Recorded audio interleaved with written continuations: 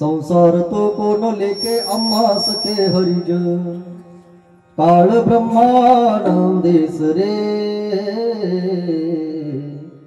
आवडी उरे संचली स्वप्नी तेही नाही चिंता रात्री जाता दिवस काळ ब्रह्मानंदेस रे आवडी उरे संचली तुका म्हणे ब्रह्मरसे होय सरिसे भोज काळ ब्रह्मानंदेस रे आवडी उरे संचली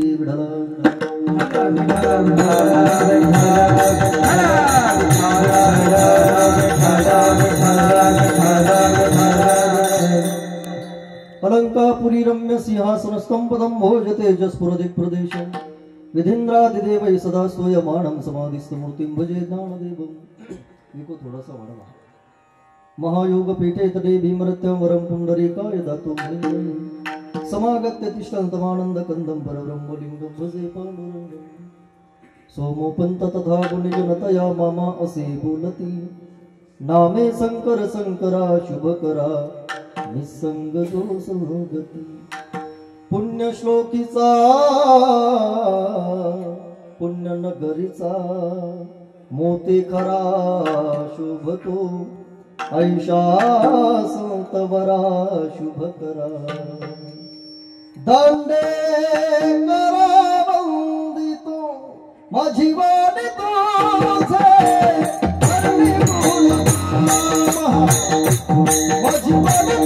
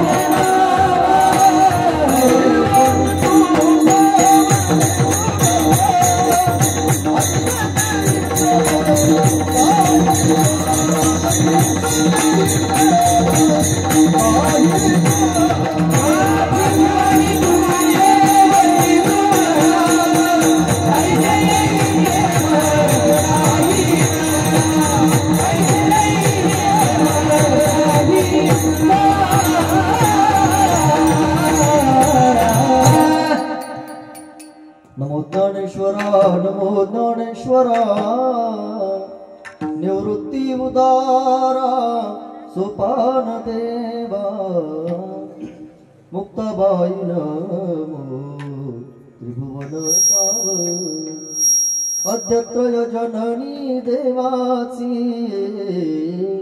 सेवे लागे सेवक झालो तुमच्या लागलो निज चरणा अहो स्वामी तुझ्या देवा यावरी न करावा उभे संसार तो कोण लेखे आम्हा सखे हरिजन थोडासा विको राहू द्या एकदम शुष्क करू नका संसार तो कोण लेखे आम्हा सखे हरिजन काळ ब्रह्मानंदेस रे आवडी उरे संचली सेवेकरता निवडलेला अभंग इंद्रायणी मातेच्या काठावर बसलेलं एक भक्तीचं वादळ मानवतेचा महान नंदादीप श्रीमंत संत जगद्गुरु श्री तुकोबराय महाराजांचा बहुतेकांच्या परिचयाचा गोड असा अभंग कीर्तनोपी सेवेकरता खरं तर मी तुमच्या समोर निवडला की ज्या अभंगामध्ये जगद्गुरु श्री तुकोबराय संत भेटीने आपल्या जीवनामध्ये झालेल्या परिवर्तनाची तुम्हाला आणि मला जाणीव करून देत आहेत संकल्पित वेळेमध्ये आपल्याला अभंगाचं पूर्णवेळ चिंतन करायचं आहे जगद्गुरु तुकोबराय म्हणतात जोपर्यंत मला संतांची भेट झाली नव्हती तोपर्यंत माझं जीवन वेगळं होतं ज्या दिवशी मला संतांची भेट झाली संतांचा सहवास घडला त्या दिवसापासून माझं जीवन बदललं संत भेटीने तुमचं माझं जीवन बदलतं अभंगाकडे जर थोडस लक्ष दिलं तर अभंगाचं पहिलं चरण आहे तुम्हाला सहज कळेल संसार होतो कोण लेखे आम्हा सखे हरिजन याच्यातला आम्हा सखे हरिजन हा जो शब्द आहे या शब्दाचा अर्थ होतो संतांचा सहवास या एका शब्दाभोवती आज आपल्याला भगवंताची एकता सेवा करायची आहे त्याचं कारण असं आहे जगद्गुरु तुकोबराय म्हणताय संतांच्या सहवासामध्ये आम्ही गेलो संतांची भेट आम्हाला घडली संत भेटीने आमच्या जगण्यामध्ये वागण्यामध्ये साधनेमध्ये आणि भजनामध्ये बदल झाला संत भेटीने जर आपल्या जीवनामध्ये बदल होत असेल तर आपल्यालाही आपल्या जीवनामध्ये काहीतरी बदलाची अपेक्षा आहेच ना आपल्याकडे पैसे जास्त झाले म्हणून आपण नामसप्ताह करता असा त्याचा अर्थ होत नाही आपल्याला आपल्या जीवनामध्ये काहीतरी बदलाची अपेक्षा आहे आज आपण प्रपंचाच्या ज्या उंचीवरती उभे आहोत त्यापेक्षा अधिक प्रत्येकाला काहीतरी मिळवायचं आहे परमार्थाच्या ज्या उंचीवरती तुम्ही आम्ही आज उभे आहोत त्यापेक्षा प्रत्येकाला काहीतरी जास्त मिळवायचं आहे आज आपल्याकडे ज्या गोष्टी आहेत त्यापेक्षा प्रत्येकाला जास्त काहीतरी हवं आहे मला असं वाटतं ज्याच्याकडे एक गाडी आहे त्याला असं वाटतं माझ्याकडे बोला 2 गाड्या असाव्या ज्याच्याकडे एक घर आहे त्याला असं वाटतं माझ्याकडे 2 घरं असावी ज्याचं एक लग्न झालेलं आहे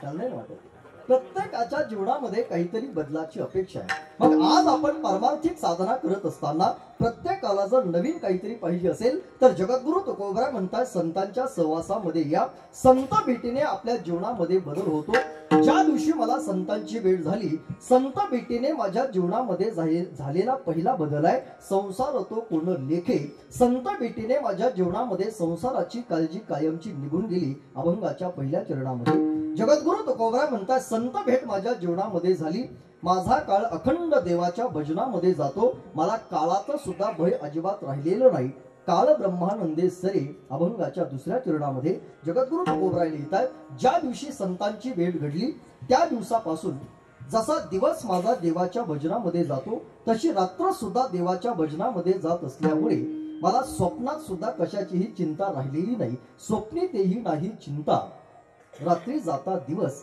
आणि जगद्गुरु तुकोबराय म्हणतात ज्या दिवशी मला संतांची भेट घडली त्या दिवसातला माझ्या जीवनामधला सगळ्यात मोठा परिणाम असा घडला तुका म्हणे ब्रह्मरसे होय सरीसे भोजन संतांच्या सहवासामध्ये मला ब्रह्मरस सेवन करायला मिळत असल्यामुळे माझ्या जीवनामध्ये मला भोजनाची सुद्धा चिंता अजिबात राहिलेली नाही अभंगाच्या 4थ्या चरणामध्ये अभंगाच्या 4ही चरणाचा सरळ सरळ अर्थ मी तुम्हाला सांगितला तो तुम्हाला कळाला असेल जरी नसेल कळाला तर थोडस लक्ष माझ्याकडे द्या याही पेक्षा अगदी सोपं करून मी अभंगाचा अर्थ तुम्हाला सांगेल म्हणजे तुम्हाला कळेल अभंग जगद्गुरु तुकाराम महाराजांचा आहे हे जवळ कीर्तनाला आलेल्या प्रत्येकाला याची जाणीव झाली असेल अभंग कोणाचा आहे तुकाराम महाराजांचा आजच्या अभंगामध्ये जगद्गुरु श्री तुकोबराय संत भेटीने संसारावर काय परिणाम झाला हे पहिल्या चरणात सांगतात संत भेटीने काळावर काय परिणाम झाला हे दुसऱ्या चरणात सांगतात संत भेटीने झोपेवर काय परिणाम झाला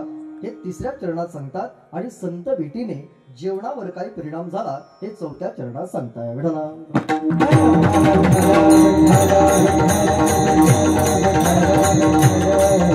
अभंगाच्या 4ही चरणाचा सरळ सरळ अर्थ मी तुमच्या समोर मांडला, तो तुम्हाला कळाला. संकल्पित वेळेमध्ये गायलेल्या अभंगाची अर्थपूजा बांधत असताना ज्या निमित्तानं आपण या पवित्र प्रांगणामध्ये उपस्थित आहोत त्याबद्दलच्या काही प्रामाणिक भावना मला या निमित्तानं तुमच्या समोर व्यक्त कराव्या लागतील.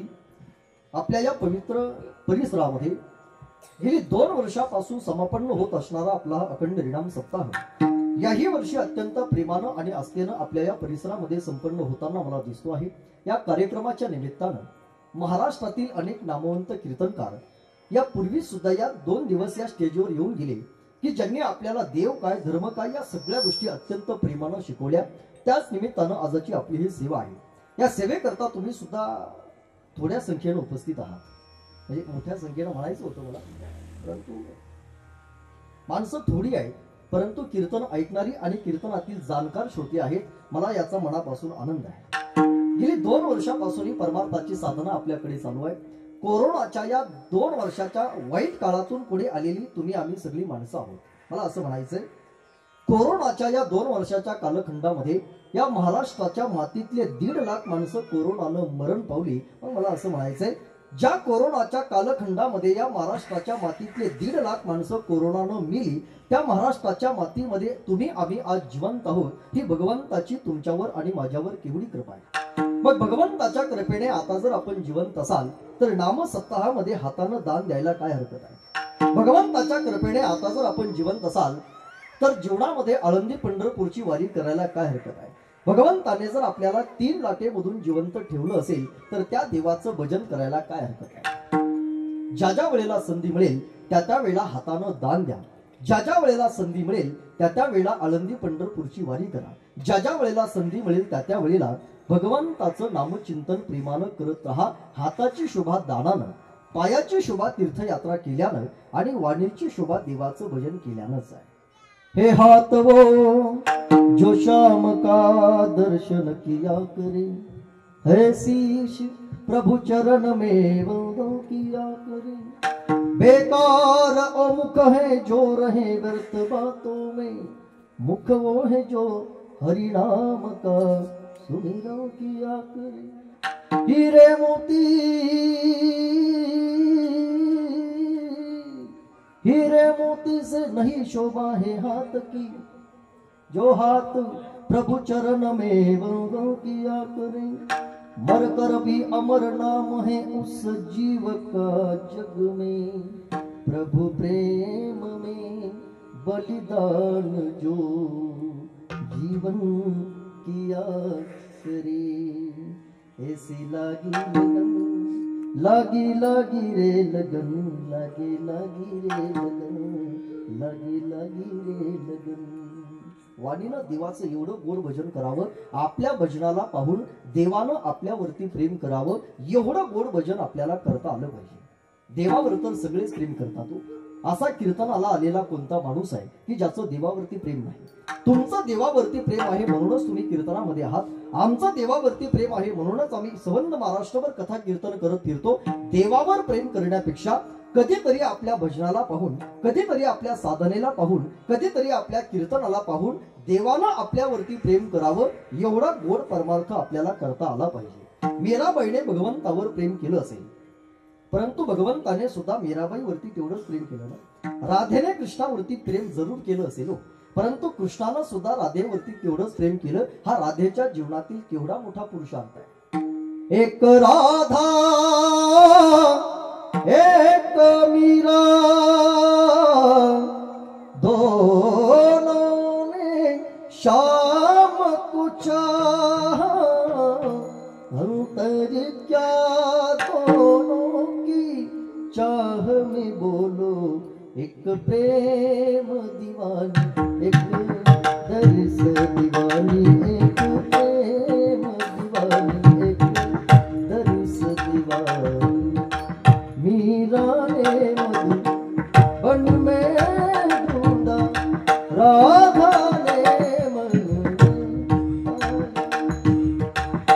केवढा गोड परमार्थ आहे.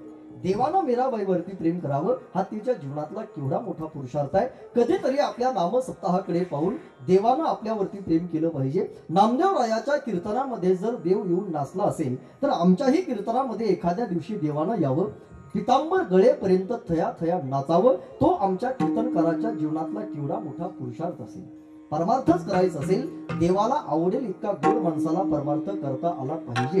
गेली 2 वर्षापासून एवढा गोड नाम सप्ताह तुम्ही करत आहात. ही तुमची नाम साधना, हा तुमचा नाम सप्ताह असाच पिढ्यानपिढ्या चालू राहावा याकरता भगवंताने तुम्हा सगळ्या परिसरातील लोकांना उदंड आयुष्य आरोग्य प्रदान करावं ही शुभकामना भगवंताच्या चरणावर व्यक्त करतो. या नाम साधने करता वारकरी संप्रदायातील तत्वनिष्ठ मंडळी आपापल्या पद्धतीने योगदान देतात. कुणी गायनाची सेवा करतायत, कुणी वादनाची सेवा करतायत. वारकरी संप्रदायाला समर्पण देणारी ही सगळी माणसं आहेत.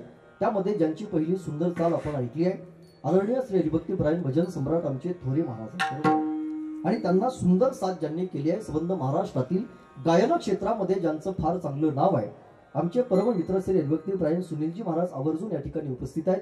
त्यांनाही मनापासून धन्यवाद देतो. ज्यांच्यामुळे ही कीर्तनाची सेवा मला मिळाली, आमच्यावर ज्यांचं बंधुवत प्रेम आहे, आदरणीय श्री हरिभक्तीपरायण सुदाम महाराज टोमरे महाराजही आवर्जून या ठिकाणी उपस्थित आहेत.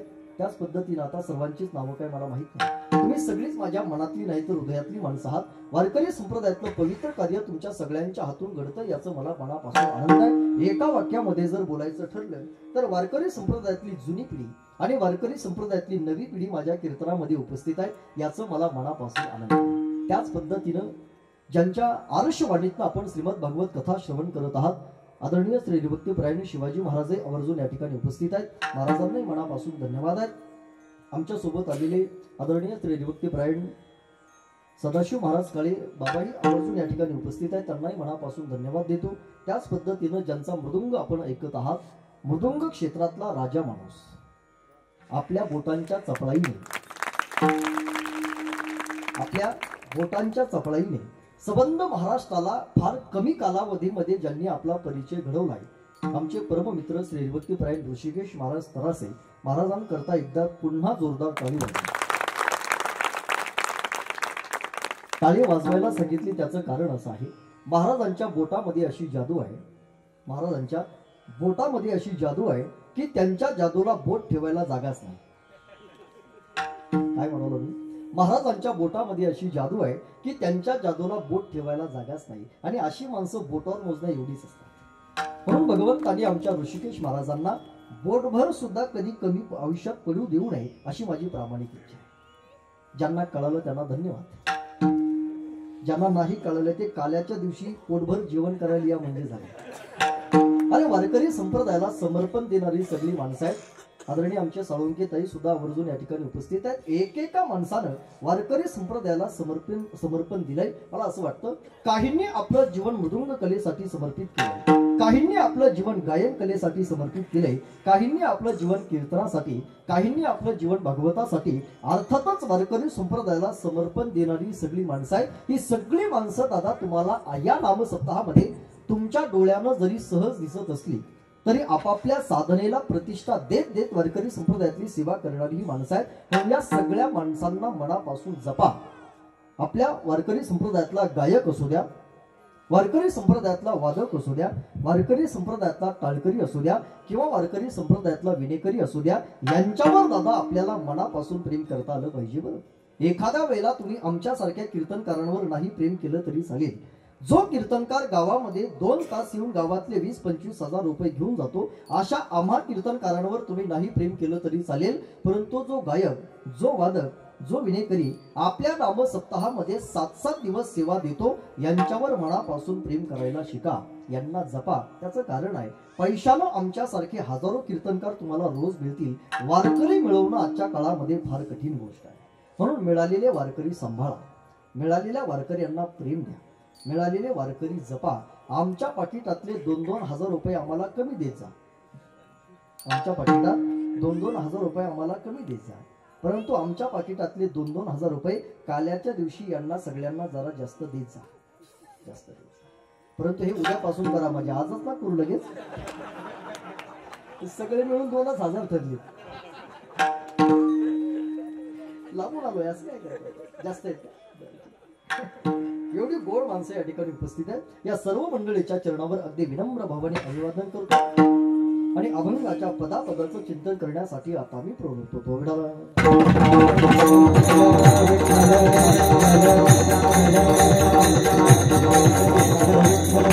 अभंग जगद्गुरु श्री तुकोबराय यांचा असून या अभंगामध्ये जगद्गुरु श्री संत तुकोबराय संत भेटीने आपल्या जीवनामध्ये झालेल्या परिवर्तनाची तुम्हाला आणि मला जाणीव करून देतात. मला असं वाटतं संत भेट झाल्यानंतर जर आपल्या जगण्यामध्ये वागण्यामध्ये बदल होत असेल तर संतांची भेट अत्यंत महत्वाची आहे. मी तर असं म्हणेल संत भेट प्रत्येकाच्या जीवनामध्ये जरी महत्वाची असली तरी संत भेट होणं ही गोष्ट मात्र कठीण आहे. जीवनामध्ये सगळ्या गोष्टी माणसाला मिळतील, संत मिळवणं ही गोष्ट फार कठीण आहे. मला असं वाटतं तुमच्या खिशातला जर पैसा गेला ना, तुम्ही थोडंसं कष्ट करा, कष्टाने तुम्हाला तुमचा पैसा पुन्हा मिळवता येतो. लक्ष माझ्याकडे द्या. तुमचं आरोग्य जर गेलं, थोडंसं पथ्य पाळा. डॉक्टर साहेब या ठिकाणी उपस्थित आहे, तुम्ही औषध घ्या. तुमचं गेलेलं आरोग्य सुद्धा तुम्हाला पुन्हा मिळवता येतं. गेलेला पैसा मिळतो, गेलेलं आरोग्य मिळतं, गेलेली सत्ता सुद्धा माणसाला पुन्हा मिळवता येते. मी पुन्हा येईन म्हणणारी माणसं पुन्हा येतातच ना. येऊन काय करतात हा मुद्दा पुढचा आहे, परंतु येतात. गेलेली सत्ता मिळते, गेलेलं आरोग्य मिळतं, गेलेला पैसा मिळतो, संत नाही मिळत. तात मिले पुनिमात मिले, सुनी भ्रात मिले, जुबती सुखदाई. राज मिले गजवाज मिले, सब साज मिले, मनुवांचित पाई. लोक मिले विधि लोक मिले, परलोक मिले, वैकुंठ में जाई. सुंदर सब कुछ मिले, परि संत समागमो दुर्लभ भाई. बहु अवघड आहे संत भेटी, बहु अवघड आहे संत भेटी, बहु अवघड आहे संत भेटी, बहु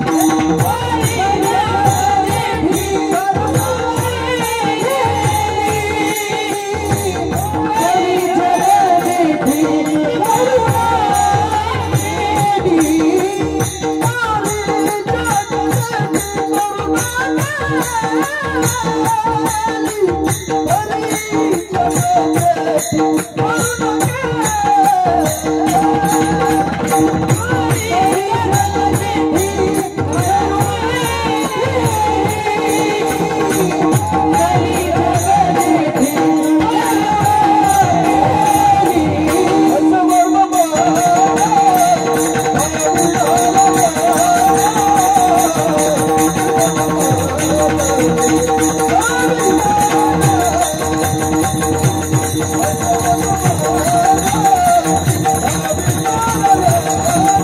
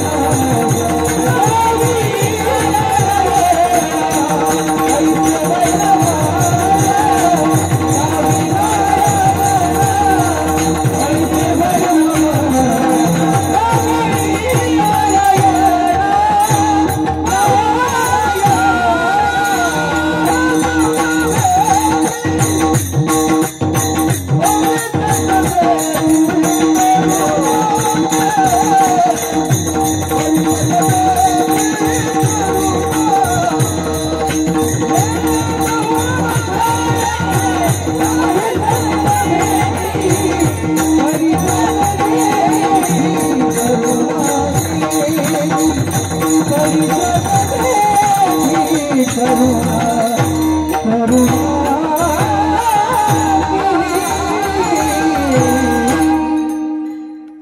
अवघड आहे संत भेटी, परी जग जेठी करुणा केली.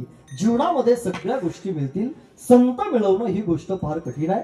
परंतु जगद्गुरु तुकोबराय लिहितात, जी संत भेट तुमच्यासाठी कठीण आहे ती संत भेट माझ्या जीवनामध्ये घडली. संत भेट होण्याच्या अगोदरचा मी वेगळा होतो, संत भेट झाल्यानंतरचा मी वेगळा आहे.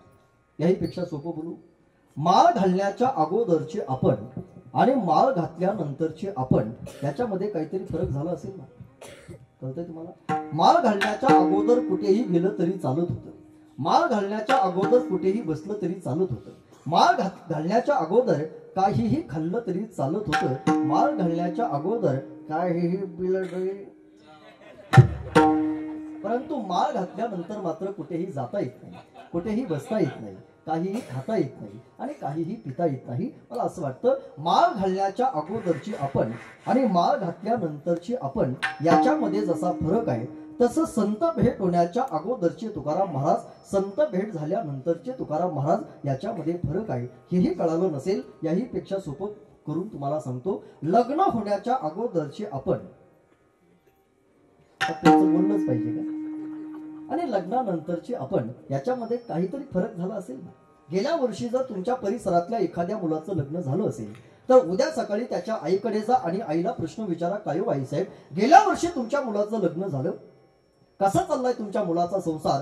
तुम्हाला तुमच्या जीवनामध्ये सुनमुख पाहायला मिळालं असेल, सून तुम्हाला चांगली मिळाली असेल, कसा चाललाय तुमच्या मुलाचा संसार. त्यावेळेला ती आई आपल्याला सांगेल, महाराज गेल्या वर्षी तुमच्या आशीर्वादानं माझ्या मुलाचं लग्न झालं, मला सुनमुख पाहायला मिळालं, सूनही महाराज चांगली मिळाली, माझ्या मुलाचा संसार सुद्धा सुखाचा चाललाय. परंतु महाराज खरं सांगू का, माझा मुलगा मात्र आता पहिल्यासारखा अजिबात राहिलाच नाही.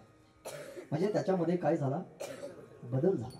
लग्न होण्याच्या अगोदरचा आपला मुलगा, लग्नानंतरचा आपला मुलगा याच्यामध्ये जसा फरक आहे, अर्थात माळ घालण्याच्या अगोदरची आपण, माळ घातल्यानंतरची आपण याच्यामध्ये जसा फरक आहे, त्याचं संत भेट होण्याच्या अगोदरचे तुकाराम महाराज आणि संत भेट झाल्यानंतरचे तुकाराम महाराज याच्यामध्ये सुद्धा फरक आहे. हेही पटलं नसेल, कळालं नसेल तर दोन प्रमाण मी तुम्हाला सांगतो, म्हणजे तुम्हाला कळेल. माझं पहिलं प्रमाण आहे, तुका म्हणे चिंता वाटे, आणि माझं दुसरं प्रमाण आहे, अवघी चिंता वारली.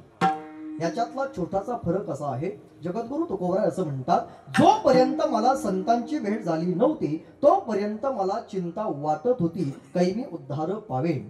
ज्या दिवशी मला संतांची भेट झाली त्या दिवसापासून अवघी चिंता वारली. मला ज्यावेळेला हे प्रमाण माझ्या डोळ्यासमोर येतं, ऋषिकेश महाराज अवघी चिंता वारली, मला नेहमी असं वाटतं, अवघी चिंता वारली असं लिहिण्याऐवजी तुकाराम महाराजांनी जर अवघी चिंता निघून गेली असं जर लिहिलं असतं तर काही फरक पडला असता. शब्दातही बसत होतं, त्याला सुनील महाराज चाल सुद्धा व्यवस्थित लावता आली असते आपल्याला. मग अवघी चिंता वारली लिहिण्याऐवजी तुकोबरायांनी अवघी चिंता निघून गेली असं का लिहिलं नसेल. गमतीनं तुम्हाला उत्तर देतो, म्हणजे तुम्हाला कळेल. 350-400 वर्षापूर्वी तुकाराम महाराजांना असं वाटलं असेल, निघून गेलेली 8 दिवसामध्ये पुन्हा वापस येऊ शकते. मी चिंतेबद्दल बोलतो बरं, तुम्ही दुसरीकडे जाऊ नका. निघून गेलेली चिंता 8 दिवसामध्ये वापस येते, परंतु चिंता जर जळाली, चिंता जर मेली, चिंता जर वारली तर ती जीवनामध्ये परत कधीही येत नसते. आणि मला असं वाटतं, चिंता नाही असा या जगात माणूस नाही. आता एवढे तुम्ही कीर्तनामध्ये आहात, एकही चिंता आपल्या जीवनामध्ये नाही असा एकही माणूस कीर्तनामध्ये नाही. प्रत्येकाला कुठली ना कुठली चिंता आहे. आता एवढ्या प्रेमानं जरी तुम्ही कीर्तनाला उपस्थित असाल तरी आता तरी तुम्हाला सगळ्यांना एकच चिंता आहे, महाराज कीर्तन कधी संपवतील. आणि मला एकच चिंता आहे, कीर्तन सुटल्यानंतर डॉक्टर साहेब मला किती देतील. कोई तन दुखी कोई मन दुखी, कोई धन बिन रहत उदास, थोड़े थोड़े सब दुखी सुखी शाम के दास, थोड़े थोड़े सब दुखी सुखी राम के दास. चिंता नाही असा या जगात माणूस नाही. कोणाला खाण्याची चिंता आहे, कोणाला पिण्याची चिंता आहे, चिंता नाही असा या जगात माणूस नाही. मला असं वाटतं, आपल्या प्रपंचामध्ये आपल्याला समाधानानं जगता यावं याच्याकरता माणसाला काय लागतं, अन्न लागतं, वस्त्र लागतं आणि निवारा लागतो. आपल्या प्रपंचामध्ये आपल्याला सुखानं समाधानानं जगता यावं याच्या करता पहिली गोष्ट अन्न लागतं. दुसरी गोष्ट, तुम्ही नाराज आहेत का माझ्या? पहिली गोष्ट अन्न लागतं, दुसरी गोष्ट वस्त्र लागतं, तिसरी गोष्ट निवारा लागतो, चौथी गोष्ट छोट्या पिढीचं किंवा मोठ्या पिढीचं आता चार्जर लागतं. याच्या पलीकडे काय लागतं? पण आपल्या प्रपंचामध्ये आपल्याला समाधानानं जगता यावं याच्या करता जर अन्न लागत असेल तर माझा तुम्हाला प्रश्न आहे, आज या जगामध्ये अन्न काय कमी आहे? आज या जगामध्ये अन्नदान देणारी माणसं काय कमी आहेत? अख्ख्या गावाच्या गावाला अन्नदान करणारी एक एक कुटुंब आपल्या या परिसरामध्ये राहतं. आज सुंदर पंगत ज्यांची झाली, किती गोड पंगत दिली आहे. अन्नदान करणारी माणसं या जगामध्ये कमी नाही. अन्न आज या जगामध्ये कमी नाही, तरी सुद्धा माणसं या जगामध्ये दुःखी आहेत. त्याचं कारण चिंता. पूर्वीच्या काळामध्ये लोकांना खायला भेटत नव्हतं म्हणून माणसं मरत होती. पूर्वीच्या काळामध्ये लोकांना खायला भेटत नव्हतं म्हणून माणसं मरत होती. आता अन्न भरपूर आहे. डॉक्टर साहेब, तुमचं वय किती आता? 38. तरुण आहे. तुमच्या या परिसरातला एखादा माणूस खायला न भेटला म्हणून मरण पावला असं तुम्ही ऐकलंय कधी? खाऊन खाऊन बरेच मेले असतील, परंतु खायला भेटत नाही म्हणून माणसं मरत नाहीत. त्याचं कारण आज या जगामध्ये अन्न कमी नाही, अन्न भरपूर आहे, तरी सुद्धा माणसं दुःखी आहेत. त्याचं कारण चिंता. पूर्वीच्या लोकांना घालायला वस्त्र नसायची. जुनी माणसं माझ्या कीर्तनामध्ये उपस्थित आहेत, त्यांना माहित असेल पूर्वीच्या काळामध्ये 3 भावामध्ये एखादा शर्ट असायचा. आज एका माणसाला 40 50 ड्रेस आहे, तरी सुद्धा माणसं दुःखी आहेत. त्याचं कारण फक्त चिंता.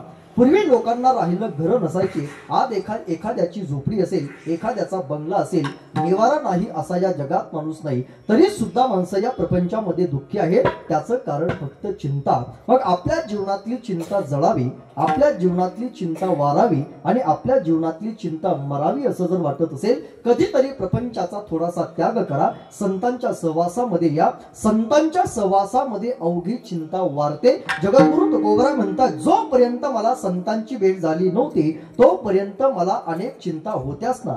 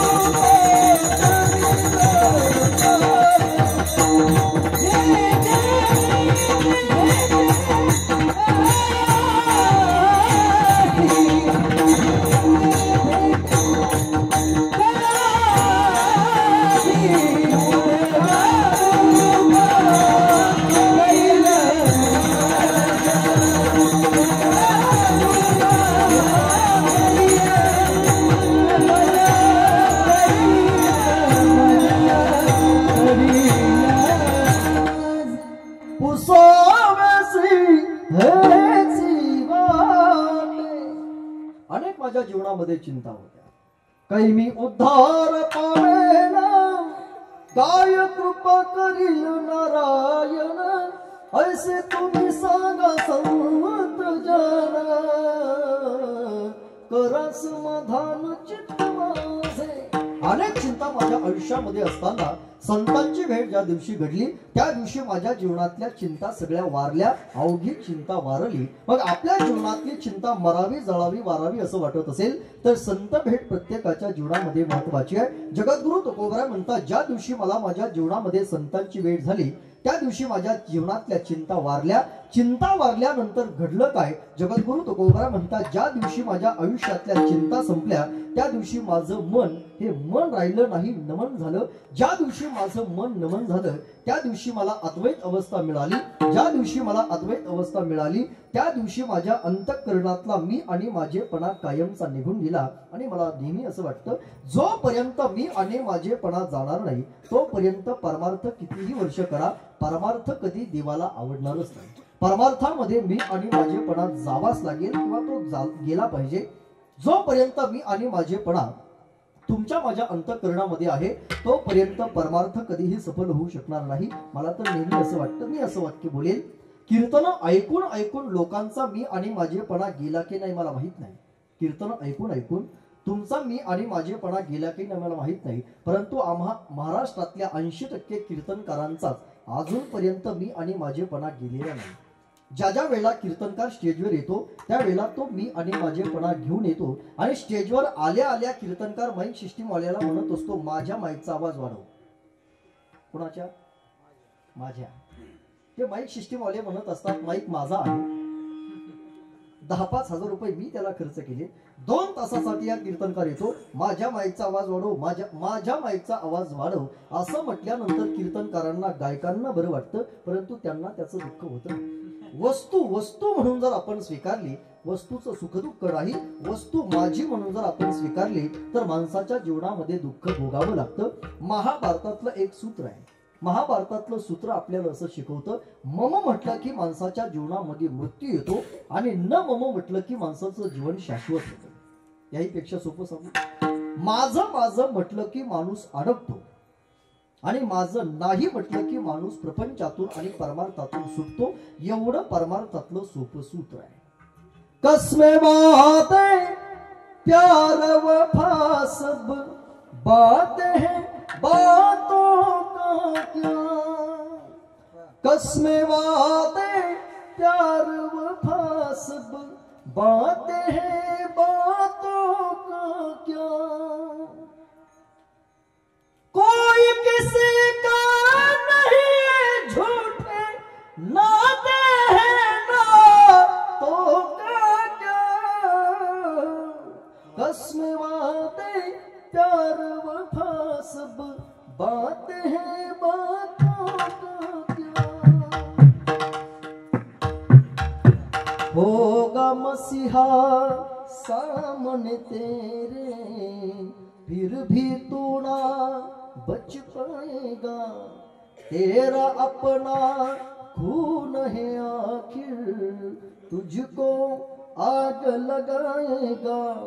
आसमान में उड़ने वाले मिट्टी में मिल जाएगा. कसमे वादे प्यार वफा सब बातें हैं, बातों का, बातों का. नाही रे नाही कुणा.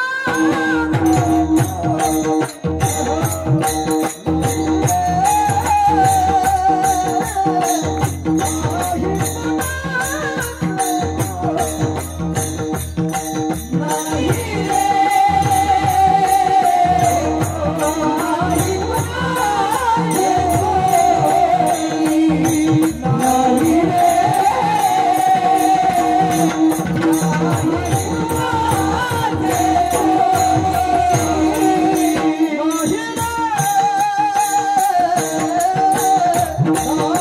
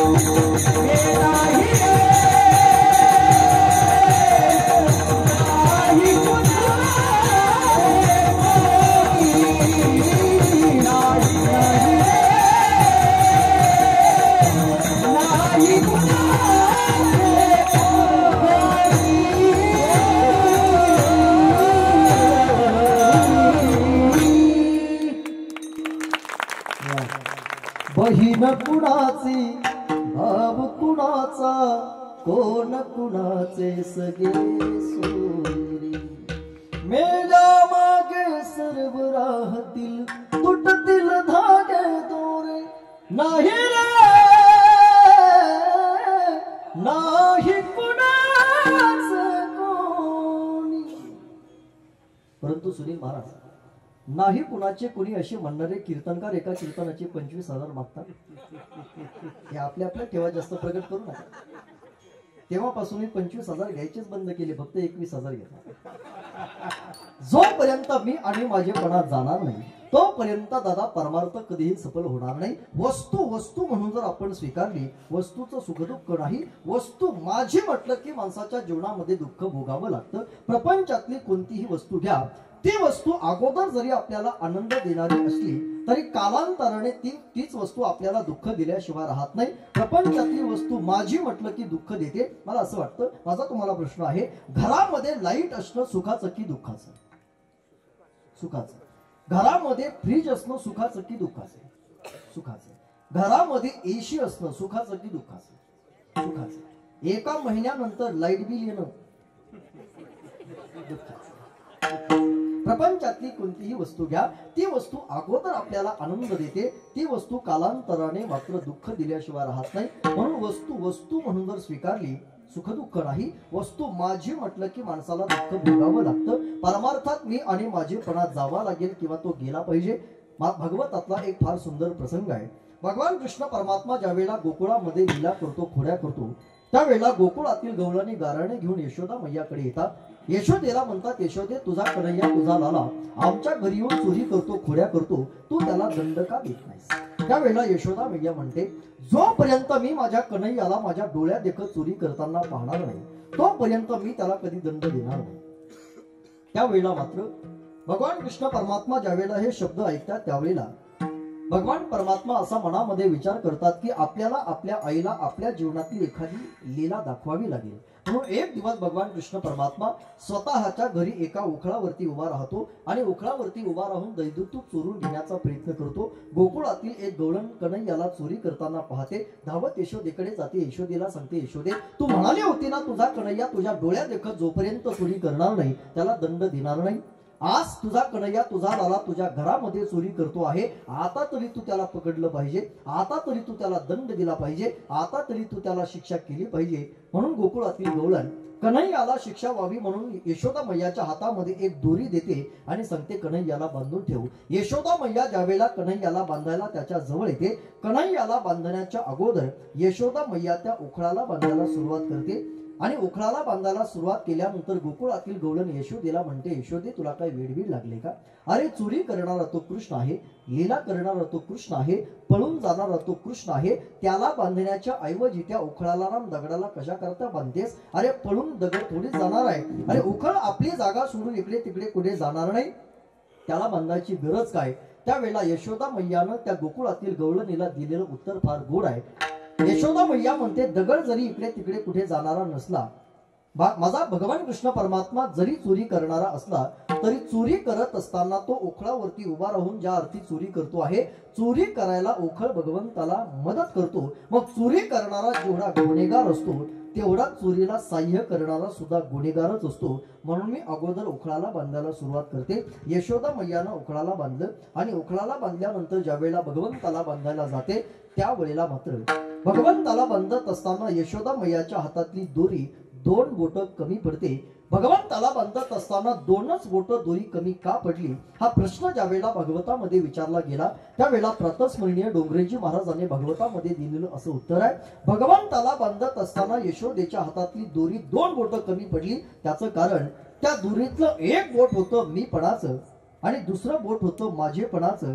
देवाची आई जरी असली आणि तिच्या अंतःकरणातला मी आणि माझेपणा जर गेलेला नसला तर देवाची आई सुद्धा देवाला बांधू शकत नाही. आपण तर प्रपंचातले सर्वसामान्य माणसं आहोत. धरीला पंढरीचा चोर ही जीवनामध्ये अवस्था येण्याकरता मी आणि माझेपणा जीवनातला जावा लागतो. मी आणि माझेपणा जाण्याकरता माणूस अद्वैत अवस्थेवर यावा लागतो. माणसाला अद्वैत अवस्था मिळण्याकरता मन नमन व्हावं लागतं आणि आपलं मन नमन होण्याकरता संतांची भेट किंवा संतांचा सहवास जीवनामध्ये मिळावा लागतो. जगद्गुरु तुकोबराय म्हणतात, ज्या दिवशी संतांचा सहवास मिळाला माझं मन नमन झालं.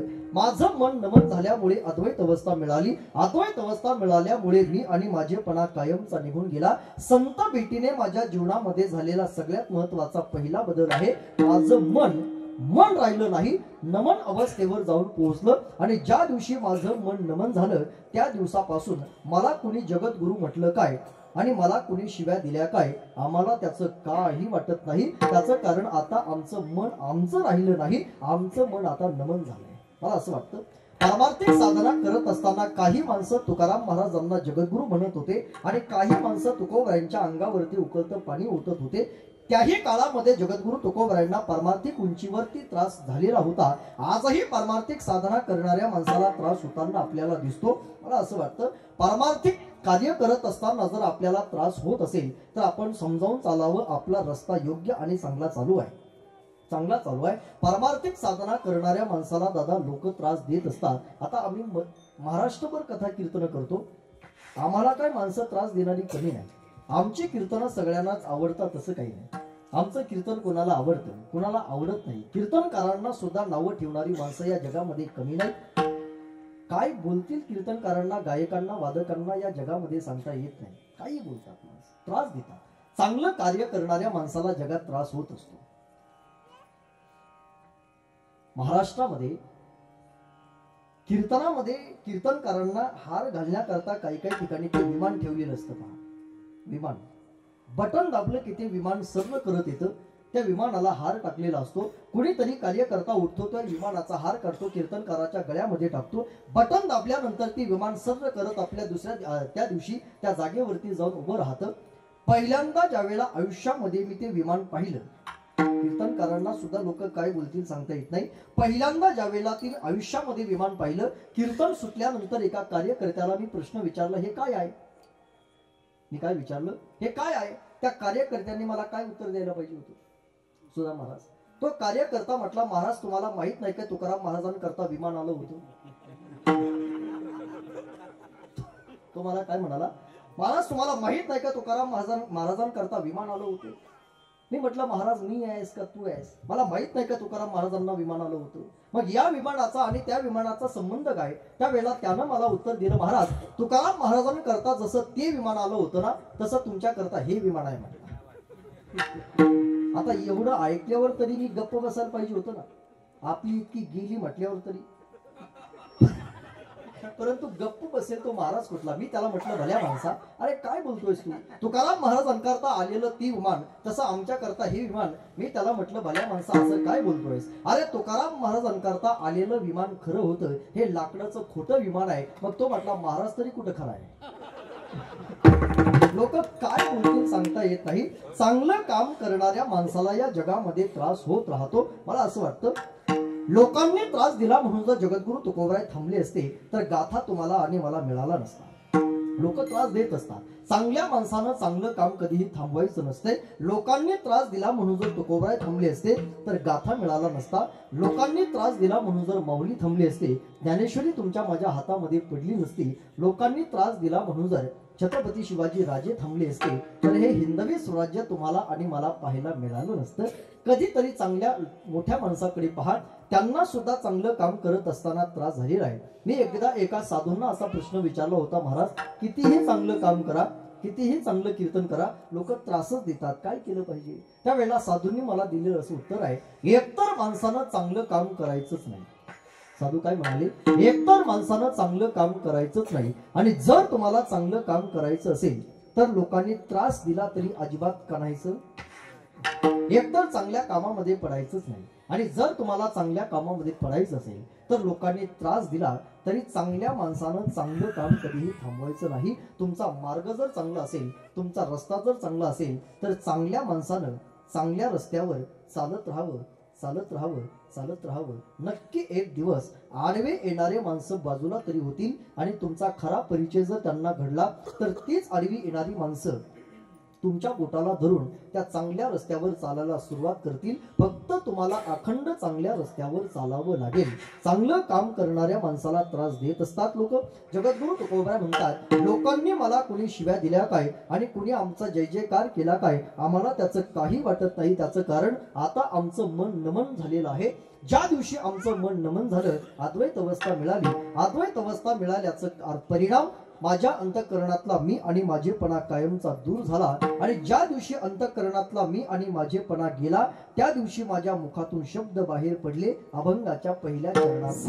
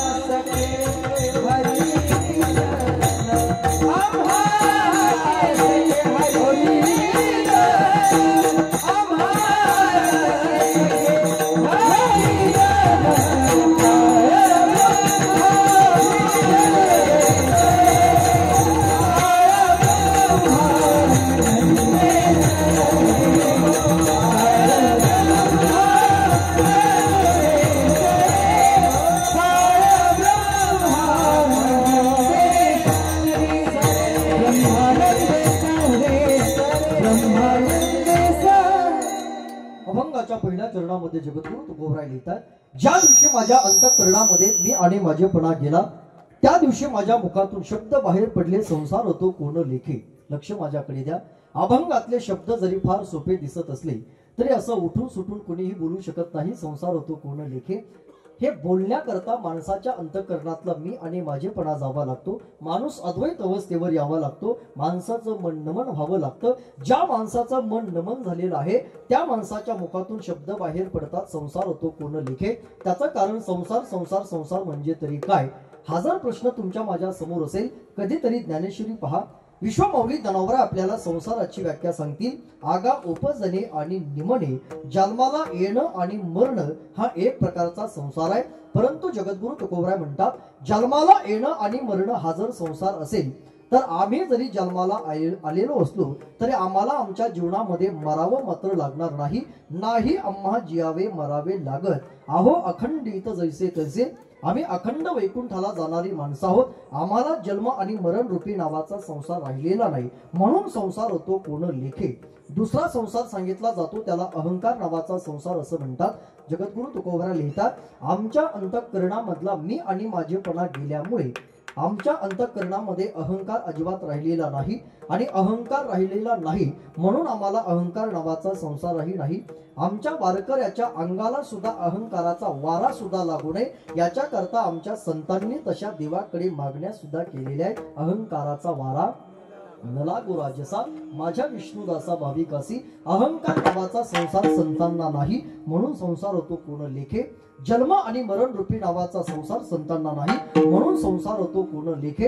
आणि तिसरा संसार सांगितला जातो त्याला देह नावाचा संसार असं म्हणतात. जगद्गुरु तुकोबराय म्हणतात, आम्ही ज्या वेळेला भामचंद्र आणि भंडारा डोंगरावर भजनाला जातो त्यावेळेला आम्ही देहाचा विसर पाडून अर्थात देवाचं भजन करत राहतो. आम्हाला देहाचा विसर पडलेला आहे. मला असं वाटतं भजन करायचं असेल तर माणसाला देहाचा विसर पडावा लागेल. देह नावाचा संसार माणसाचा राहू नये. आपण जर थंडीच्या काळामध्ये रगी आणि शाली घेऊन कीर्तनाला येत असाल तर आपल्याला देहाचा विसर कधी पडेल. आपल्या मुखातून शब्द बाहेर निघू शकत नाही. संसार होतो कोण लेखे. त्याला देह नावाचा संसार संपवावा लागतो, अहंकार नावाचा संसार संपवावा लागतो. जगद्गुरु तुकोबरायांना कोणीतरी प्रश्न विचारला, महाराज तुमच्या जीवनातला अहंकार नावाचा संसार गेला, जन्म मरण रूपी नावाचा संसार गेला, देह नावाचा संसार गेला, या संसार जाण्याचं कारण काय? जगद्गुरु तुकोबरायांनी एका शब्दामध्ये उत्तर दिलं, आम्हा सखी हरिजन. हरिजनांची संगत आम्हाला घडली, संतांचा सहवास आम्हाला घडला. हे सगळे संसार आमच्या जीवनातली कायमची निघून गेली. संसाराबद्दलची काळजी आम्हाला अजिबात राहिलेली नाही. कुणीतरी महाराजांना पुन्हा प्रश्न केला, महाराज संतांची भेट झाल्यानंतर फक्त संसाराचीच काळजी जाते का? त्यावेळेला जगद्गुरु तुकोबरा म्हणतात, ज्या दिवशी संतांची भेट होते त्या दिवशी संतांची संसाराची काळजी जाते याच्यात नवल नाही. ज्या दिवशी संतांची भेट होईल त्या दिवशी तुम्हाला याही काळामध्ये भिण्याचं काम पडणार नाही आणि त्याही काळाला घाबरण्याचं काम पडणार नाही. अभंगाच्या दुसऱ्या चरणात काय ब्रह्मानंदे सारे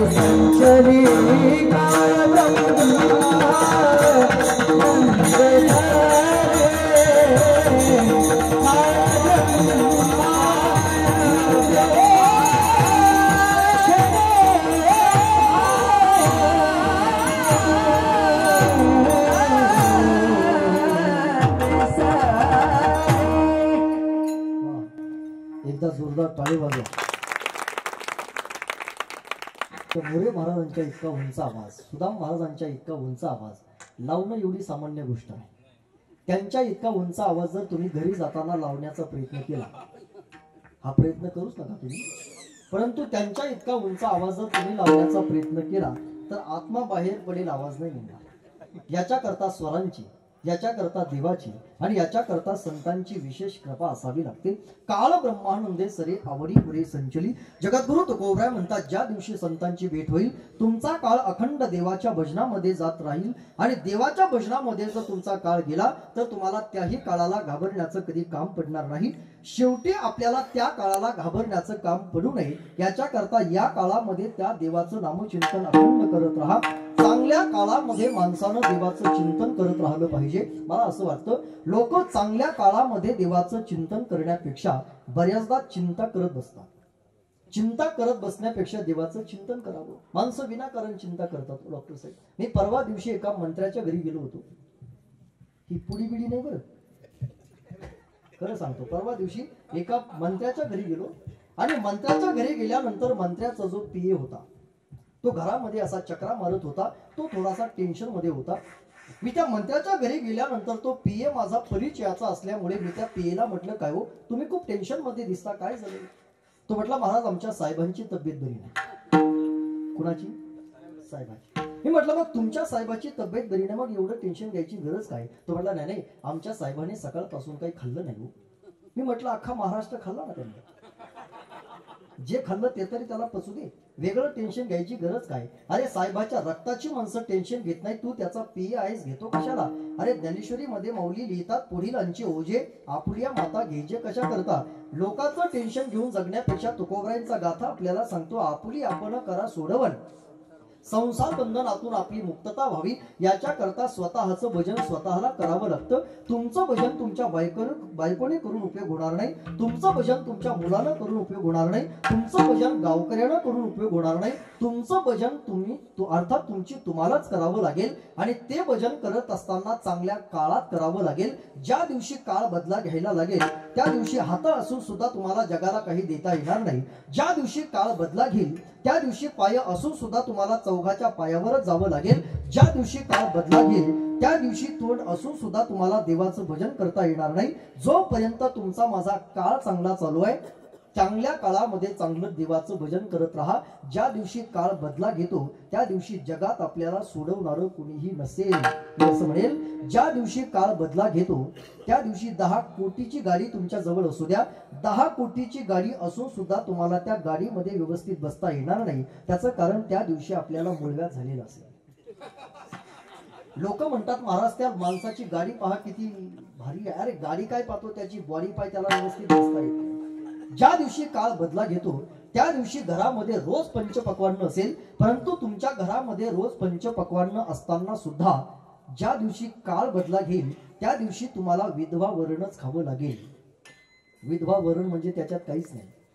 आणि सौभाग्यवती वरण म्हणजे तडका दिलेला, हे नाही ना, हे नाही. जोपर्यंत चांगल्या काळाचा वापर आपण चांगला करणार नाही तोपर्यंत आपल्या जीवनाचं कधी कल्याण होणार नाही. मी चांगले चांगले संत आणि चांगले चांगले महाराज असे पाहिलेत ज्यांनी काळाचा आणि समाजाचा दुरुपयोग केला. संत असूनही आजही ते जेलमध्ये आहेत. संत असू द्या, महाराज असू द्या, काळाचा आणि समाजाचा जर तुमच्या हातून दुरुपयोग घडत असेल तर ते कर्म तुम्हाला भोगावं लागेल. चांगल्या काळामध्ये हातानं दान द्या, चांगल्या काळामध्ये आळंदी पंढरपूरची वारी करा आणि चांगल्या काळामध्ये देवाचं भजन करा. मी रोज कीर्तनामध्ये सांगत राहतो, का माणसानं देवाचं भजन करावं? त्याचं कारण खाणं आपल्या हातात आहे, पचवणं ज्याच्या हातात आहे त्याला देव असं म्हणतात, म्हणून त्याचं भजन करावं. गाडी घेणं आपल्या हातात आहे, त्याच गाडीवरती बसून घरापर्यंत पोहोचत करणं ज्याच्या हातात आहे त्याला देव असं म्हणतात, म्हणून त्याचं भजन करावं. पिकवणं आपल्या हातात आहे, पिकवलेलं खाऊ द्यायचं का नाही ज्याच्या हातात आहे त्याला देव म्हणतात, म्हणून त्याचं भजन करावं. पडीत पडलेली जमीन सुपीक बनवायची की नाही हे फक्त आणि फक्त दादा त्या देवाच्या हातामध्ये आहे. हिरव्या दानाचं दान दिलं त्यानं वसाडाचं रण झालं जी. अर मातीच्या पोटात आसमानाचं बळ, माऊलीची लाज राख जी. या मिन त्या दिव्याला तू साखर घाल, या तळमळ त्या जीवाला ते जाणीव होऊन, या धग धग त्या निखाऱ्याला मायेची ऊन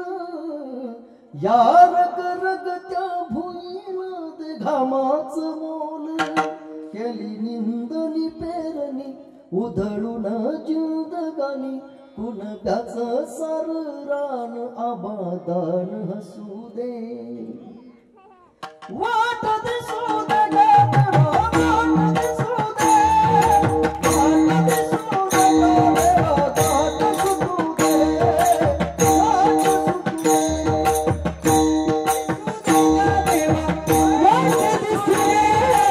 वाट दिसू दे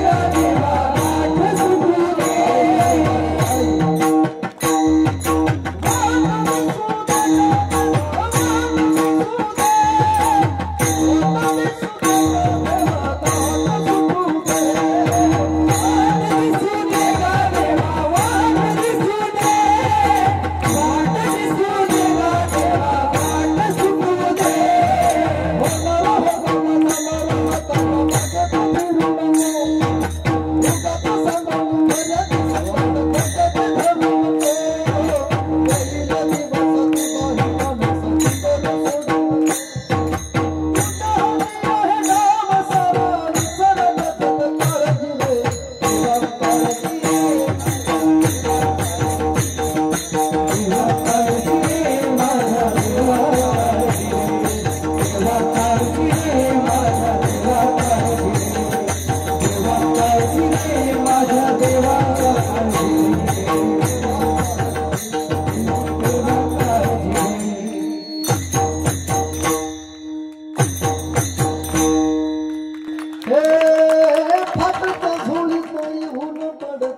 रोजची नवी निराश सपान गाठीला धरत विठील कसिर सुटावी आश आवसेची रात नसिबाला पुनवाची गाठ पदराला होईल पुनव मनसी जागव खचून जाऊ नको येईल मुठीत तुझ्या आभाळ माघार घेऊ नको उगाच भयान वादळ वाऱ्याची पाऊल रोखू नको तुझ्या हाती आहे डाव सारा इसर गजल काळजीर देवा काळजीर माझ्या देवा काळजीर देवा काळजीर माझ्या देवा काळजीर हो देवा काळजीर हो देवा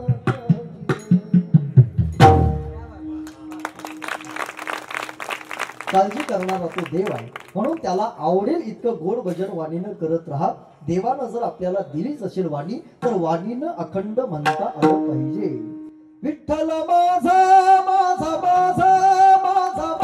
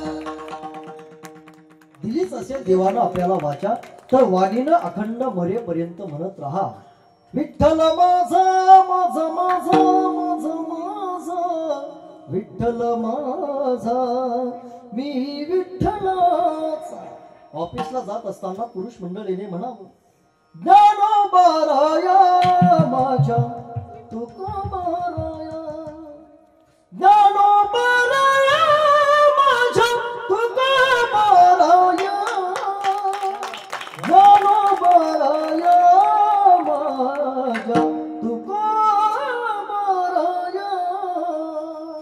फक्त म्हणता आलं पाहिजे. देवाला आवडेल इतकं गोड भजन वाणीनं करत राहा. या काळामध्ये, याही काळामध्ये आपल्याला घाबरण्याचं काम पडणार नाही आणि शेवटी त्याही काळाला भिण्याचं काम पडणार नाही. फक्त चांगल्या काळामध्ये देवाचं भजन करा. कसं देवाचं भजन करावं, एकदा वारकरी संप्रदायाच्या नियमाने मोठ्या प्रेमानं सगळ्यांनी मिळून देवाचं भजन करायचंय. ज्यांना ज्यांना हात दिले, हातानं टाळी, मुखानं नामचिंतन, 3 लाटेमधून देवानं आपल्याला जिवंत ठेवलंय याची जाणीव ज्याच्या ज्याच्या अंतःकरणामध्ये आहे त्या प्रत्येकानं अत्यंत गोड भजन अगदी 2 मिनिटं प्रामाणिकपणे सर्वांनी मिळून करायचे. प्रत्येकाचे हात वर असले पाहिजे आणि फार प्रेमानं तुमचं भजन तुमच्याकडून मला अपेक्षित आहे. राम कृष्ण हरी जय जय विठ्ठल रखुमाई ज्ञानोबा, कृष्ण हरी जय जय विठ्ठल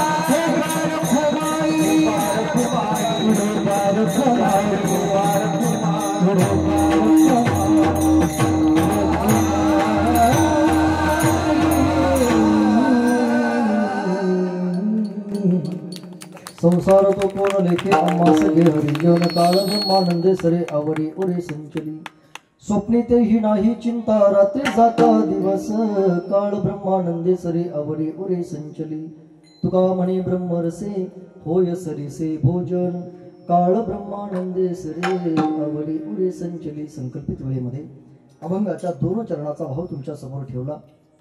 बोलता बोलता एखादा शब्द जर अंतःकरणाला लागला असेल मोठं अंतःकरण करून मला क्षमा करा आणि लांबलेल्या वाणीला याच ठिकाणी थांबवतो. शिवम भवतु शिवम भवतु शिवम भवतु. ज्ञानेश्वर माऊली.